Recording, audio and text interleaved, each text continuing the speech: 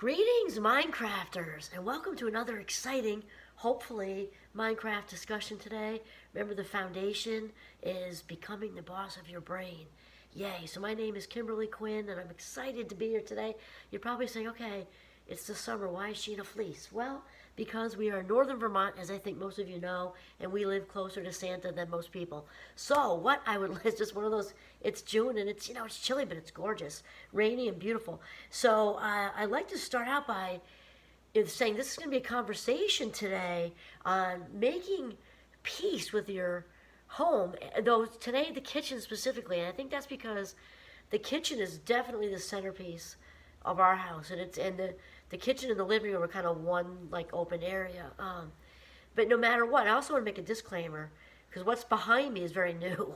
This has only been a year and long time waiting. We've been in this house since 2001, and it was like a galley, like in a ship, with just crappy plastic countertops, or the plastic crappy drawers are falling out. And also, I want to even take that disclaimer further because the idea is not that it's about space. It is not about space. We're talking about actually feng shuiing and decluttering the head. But I really, for the most part, always had a very tight space. Newly married, we were in an apartment in Virginia, Alexandria, Virginia. Then a condo, nice, also not spacious, but nice view, but very tiny. And then our first house here in Vermont was actually a tiny house, bigger kitchen. I missed that kitchen and that teeny tiny space we could hardly fit in, the space, like living space wise. But I was like, oh my God, my kitchen. We moved to a bigger house, itty bitty galley, with just crappy low end stuff was put in. So anyway, the idea is that it's not about space at all. And so it's about clutter on the outside causes clutter on the inside. And that's very important to realize, and that's also the truth in the reverse. When we're feeling cluttered on the inside, we often create clutter on the outside. So we'll get to different spaces later, maybe in different episodes. But for right now, I want to start with the kitchen. And here's the thing, and this is what has helped me. And because I also really enjoy cooking, so it might not be the same for you, but still the order thing. So we're talking about order, organization, which anybody who knows me will probably chuckle at with my executive functioning issues, unless you're in my immediate family, because they know I am just like the military with the kitchen, and I'm so laid back in every other way. I'm like, get your stuff out of my kitchen. I don't even want a Q-tip in it. It doesn't belong there. And to find whatever order means to you, regardless of the size of your kitchen, is so important. And so the other things, okay, so I think I jotted down 5 little notes for myself straight from here. So like one piece at a time. I did the fridge recently. So when you do the fridge, empty the whole thing out. And again, we're going to get into different rooms later with what that means. But when you take it out, so there's absolutely nothing in there, naked fridge, then to really mindfully, as Jon Kabat-Zinn would say, be in the moment with everything you've got as if your life depended on it. It's also the monk, I cannot pronounce his name correctly. But anyway, he wrote a great book on mindfulness, doing everything as if it were the most important thing in your life, or at least the most important thing in that moment. So you take out everything out of the fridge. That could also be a junk drawer, because we're going to get into junk drawers also. But take also out of the cupboards, and get rid of all the expired stuff. But the whole point is to take it out at once and put it in the living room, put it on the floor away from you, whatever, till that space is 100% spotless, whether it's scoured like with Comet or Ajax because it's the fridge, or whether it's cabinets and you're polishing or whatever. Everything comes out, and you only put back what you need, what's not expired, what you're actually going to use. All right, so that's the first thing. And then back to the second one is Jon Kabat-Zinn, and also the monk I can't remember. Again, is to do as if your life depended on it. So thinking of a funny story, because our dishwasher broke probably 10 or more years ago, and it took us probably maybe 15 years ago. The kids were all home and in those ages of like 8 to 15 kind of thing. And we ended up not replacing it for like another 8 years. And my husband and I realized, you know what? When it was time to do the dishes, the kids were like out of there, right? And I know for myself, I was washing the dishes in complete peace with the warm water and just really being mindful with it. And I'm like, wow. And then my husband did the same thing. And I asked him, I'm like, is it just me? because we're going to kind of set, because kids always had their tasks, I don't mean that, but do we want to really reel them into the dishes? I don't know, because and also when sometimes we would be in there together and having a nice talk, and so the point is, embrace that. It's going to sound nuts to say enjoy cleaning your fridge, and that's it. If you're going to be cleaning the fridge, enjoy it. Those are your life minutes. Spend them wisely. Same thing with the warm water in the dishes. Do it as if your life depended on it in that moment.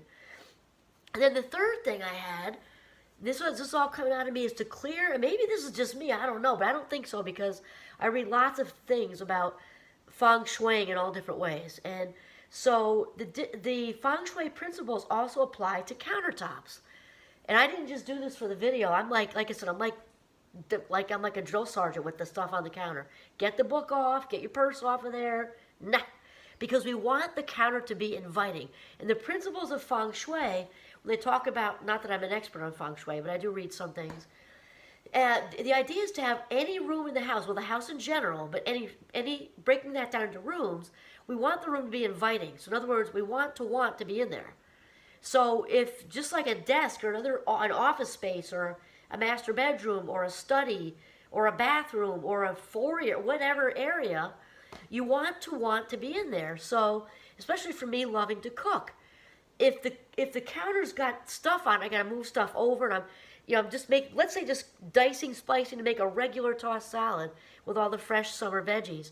If I'm confined to a space like this, because there's like crap and useless things all over the counter, that is not an enjoyable cooking experience, even if I'm just making a salad or putting together a sandwich. So we should have, space. They talk about the working triangle, and obviously in limited kitchens, and I've had that. I don't think I've ever had a working triangle till, now, and I'm 57. Like, this is so new. What's the sexy kitchen behind me? 1 year. We've been in this house since 2001. So I've done this in my tiny little kitchens forever. And the smaller they are, the more you got to get rid of. The crock pot, that's this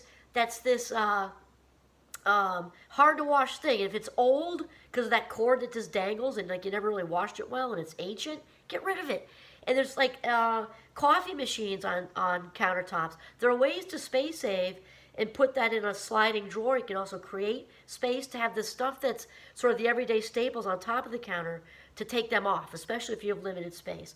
Very important to have counter space because you want to be in there, and if you do like to cook like I do, you want to cook on your counters, dancing around in your apron, maybe just your apron. I mean, you go, girl, or guy, or anybody in between. I'm constantly doing kitchen karaoke, singing with my microphones right behind me, and you want to be able to move and do it. Clear counter space, okay, and then create a small shelf. If you're in a tiny little kitchen, again, I did it in an apartment. I did it in a little tiny condo. I think that condo was 800 something square feet, 1,000 at the most, itty bitty. You can make a little counter with something that's special to you. So I don't know if you can see it in there or not. There you go. I have a little tiny olive oil shelf over there because I'm a fan of olive oil.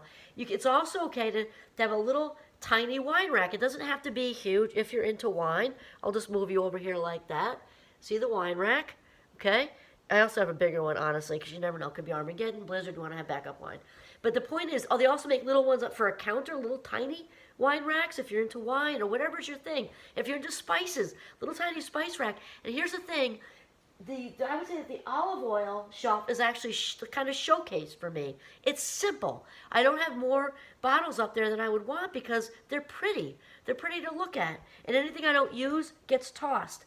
And then the last one, this can be hard for some people, is get rid of knickknacks. Just get rid of, they hurt my head, they hurt everybody's head. Get rid of knickknacks. And if you're a knickknack person, fine, but they probably just don't belong in the kitchen, unless you don't care about cooking, in which case, I guess, whatever. And minimize the magnets, too. I went through a thing where I just got rid of all of them, and we had a collection from going across country, like literally.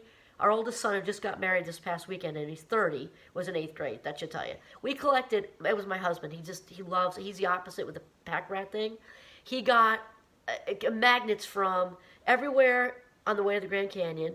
We had to stop at the world's biggest ball of string to look at that. Magnets for every cave, everything. I finally just went whoosh off the fridge, put them in a little box, said, do something with these, they're not going to be in my sexy kitchen. That's it, done. So you just minimize the eye clutter because you're able to breathe better. metaphorically speaking. And then once you do these 5 things, okay, which is empty the fridge, get rid of the counter crap stuff, clean the fridge, clean the counters, clean the floor, do the dishes as if that moment, that was all you had to do in that moment.